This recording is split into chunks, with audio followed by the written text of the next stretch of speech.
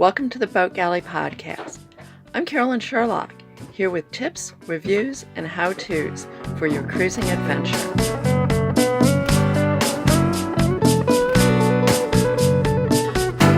The Boat Galley Podcast is sponsored by FastSeas.com. Plan your next passage using FastSeas.com.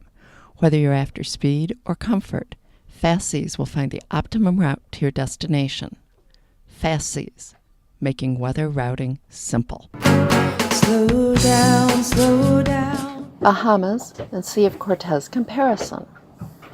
Where do I even start in comparing cruising the Bahamas and the Sea of Cortez, also known as the Gulf of California? The Sea of Cortez is a popular first stop for cruisers coming from the west coast of the U.S., or you can buy a boat already there, while the Bahamas are popular with East Coast cruisers. Both are great and popular cruising grounds, and very different from one another. We cruised the Sea of Cortez for several years on our first boat, Catal. Now, on our second boat, we're in the Florida Keys, and we spent last summer in the Bahamas. I've had more than one request for a comparison. First off, a couple of caveats. Our last full season of cruising the Sea of Cortez was 2007. We went back for 10 days in 2013 on a friend boat. While we stay in touch with friends who are still cruising there, we don't have current first-hand experience. We've cruised one summer, 4 months, in the Bahamas. We visited Bimini, the Berries, Spanish Wells, Eleuthera, and the Exumas. We have not cruised the Abacos or the Far South Islands. Cruising season. Well, let's look at that. Late spring and early summer is the prime cruising season in both the Bahamas and the Sea of Cortez.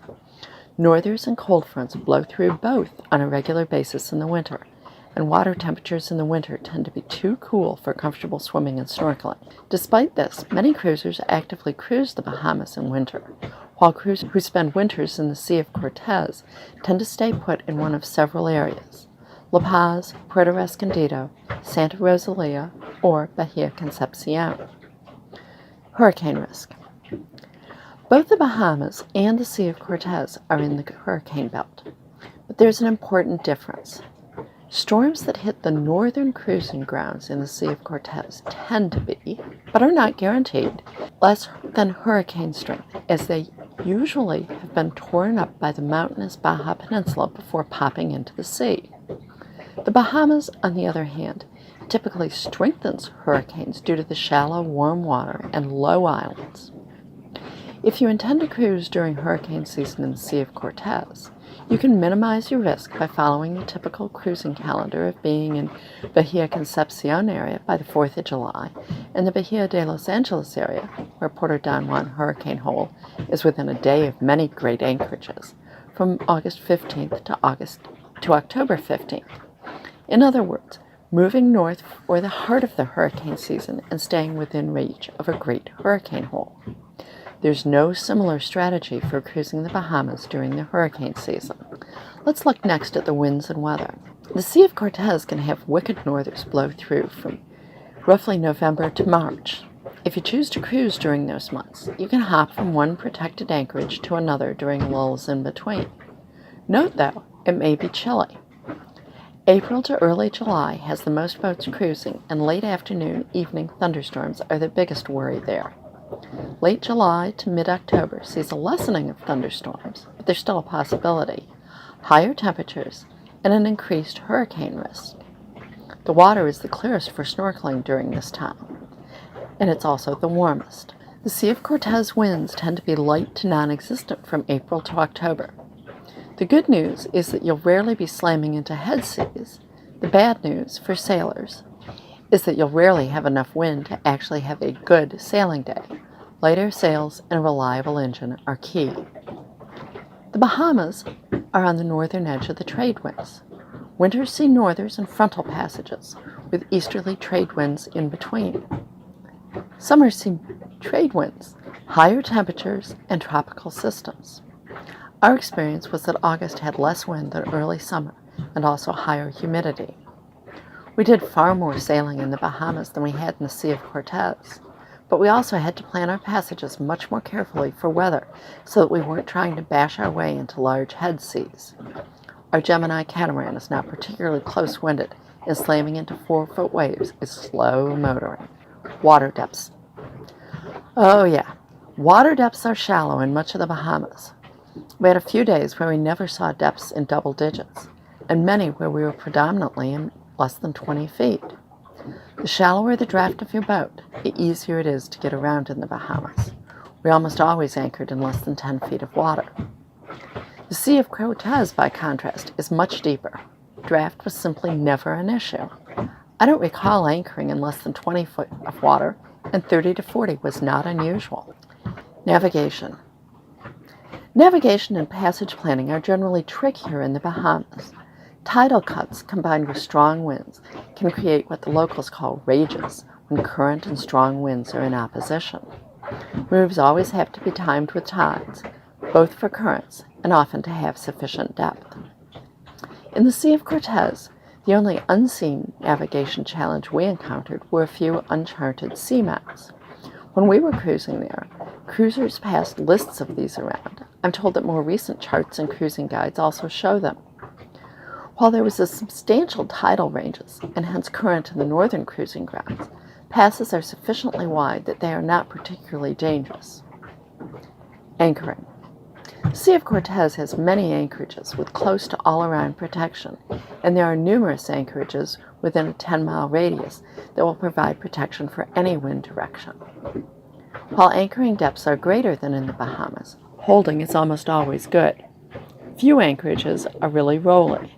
A few anchorages are known for katabatic winds, strong winds that roll down the mountainside after sunset. Many anchorages in the Bahamas could best be described as open roadsteads, with protection from only one direction. It can be difficult to find westerly or southerly protection. Most anchorages have substantial current, and many are known for poor holding due to weeds. In the Bahamas, our route and stops were dictated by wind direction and where we could find protected anchorages. In the Sea of Cortez, that was rarely the case. The Bahamas are flat, and areas outside towns are usually mangrove covered with a few palm trees. Many islands are privately owned, and visitors are discouraged. We found few places to walk and hide outside of towns and the Land and Sea Park. Eleuthera was the exception to this, but still most walking we did there was on roads. Watercolors in the Bahamas are absolutely stunning.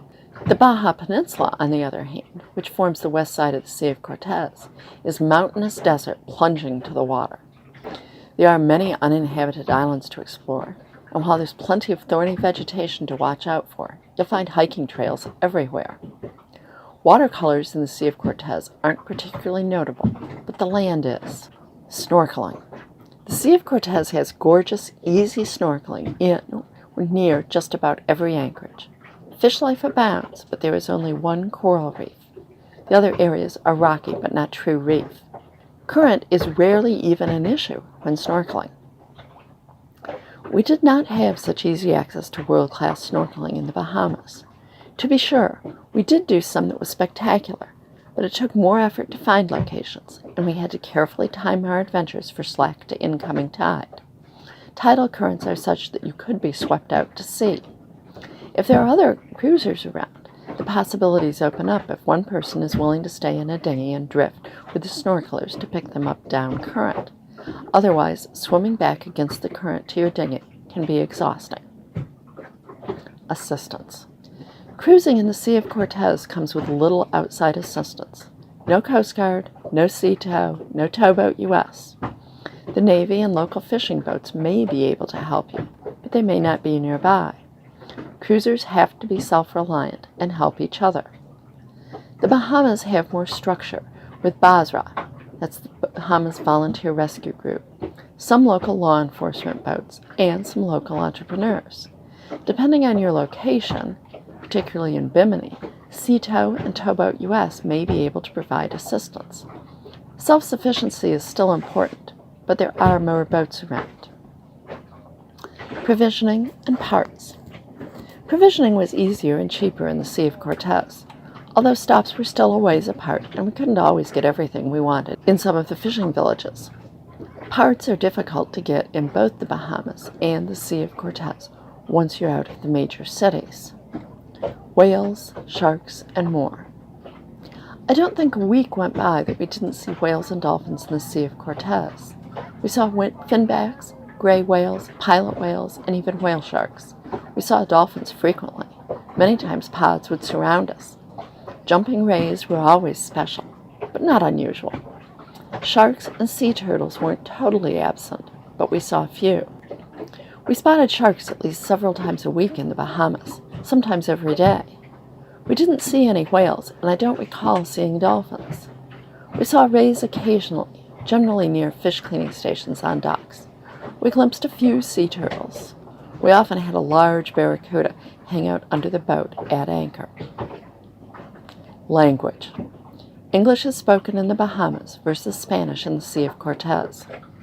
While we managed to stumble through transactions and conversations in Baja with my less than fluent Spanish, it did put up a barrier to friendships with local residents. It was much easier to talk, joke, and learn from shopkeepers and people we met at various events in the Bahamas. The bottom line? Both areas are great cruising, but for different reasons. We feel very fortunate to have experienced both. We probably have a slight preference for the Sea of Cortez, but as a friend says, the first place you cruise is always special. Thanks for listening. If you like the show, please be sure to subscribe in your podcast app. Just search for the Boat Galley Podcast. And reviews are always appreciated. Until next time, then. Slow down, slow down.